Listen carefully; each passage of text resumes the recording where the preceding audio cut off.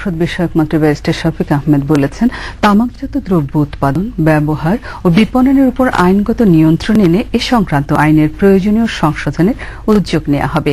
তিনি আরও বলেন, শুধুমাত্র ধূমপান বিরোধী আইন সংশোধনই নয়, এর ব্যবহার নিরুৎসাহিত করতেও প্রয়োজনীয় উদ্যোগ নেবে সরকার।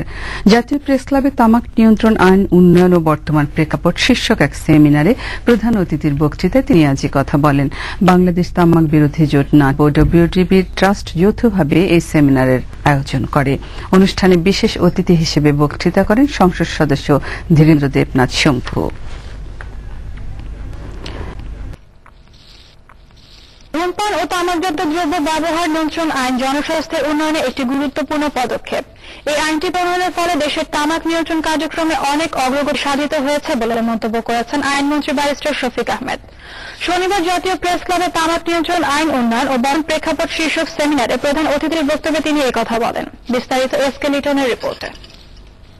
আইন বাস্তবায়নে ব্যাপক জনসমর্থন এবং সরকারি বেসরকারি সংগঠনের অংশগ্রহণ থাকলেও কতিপয় সীমাবদ্ধতার কারণে আইনের প্রত্যাশিত বাস্তবায়ন কোনোমতেই সম্ভব হচ্ছে না, যা আইন প্রণয়নের লক্ষ্য উদ্দেশ্যকে ব্যাহত করছে। অন্যদিকে তামাক নিয়ন্ত্রণ আইন পাশের পরবর্তী সময়ে তামাক কোম্পানিগুলো নিত্য নতুন কৌশল অবলম্বন করে আইনকে ফাঁকি দিয়ে মানুষকে ধূমপানে উদ্বুদ্ধ করার প্রচেষ্টা স্বার্থান্বেষী একটি মহল অব্যাহতভাবে চালিয়ে যাচ্ছে। বাংলাদেশ তামাক বিরোধী জোট, জাতীয় যক্ষ্মা নিরোধ সমিতি এবং ডাব্লিউবিবি ট্রাস্টের যৌথ উদ্যোগে তামাক নিয়ন্ত্রণ আইন উন্নয়ন আইন আজ জাতীয় প্রেস ক্লাবে নাটাব, তামাক বিরোধী জোট এবং ডব্লিউবিবি ট্রাস্ট আয়োজিত সেমিনার শেষে সাংবাদিকদের এসব কথা বলেন তিনি। রানা চৌধুরীর ক্যামেরায় আরো জানাচ্ছেন জাহাঙ্গীর আলম। তামাক নিয়ন্ত্রণ আইন উন্নয়ন ও বর্তমান প্রেক্ষাপট বিষয়ক সেমিনারে মহল রক্ষা করতে তামাকজাত পণ্য নিয়ন্ত্রণে ব্যবস্থা না নেয় অতীতের সরকারগুলোর সমালোচনা করেছেন আইনমন্ত্রী ব্যারিস্টার শফিক আহমেদ। করছেন নাইমা মৌ।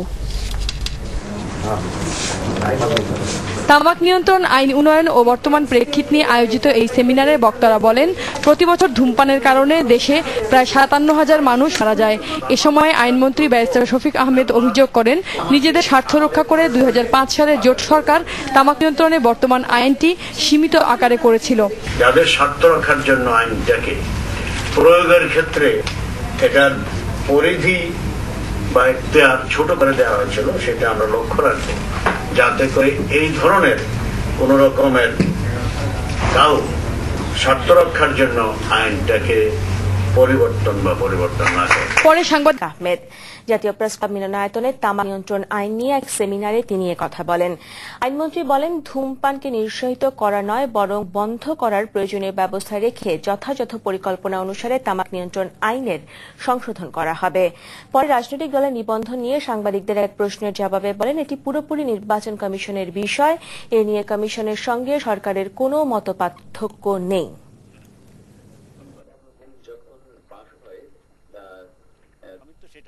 আজ রাজধানীতে এক সেমিনারে সাংবাদিকদের কাছে এসব কথা বলেন আইনমন্ত্রী ব্যারিস্টার শফিক আহমেদ। রিপোর্ট তাপসী রাবেয়ার।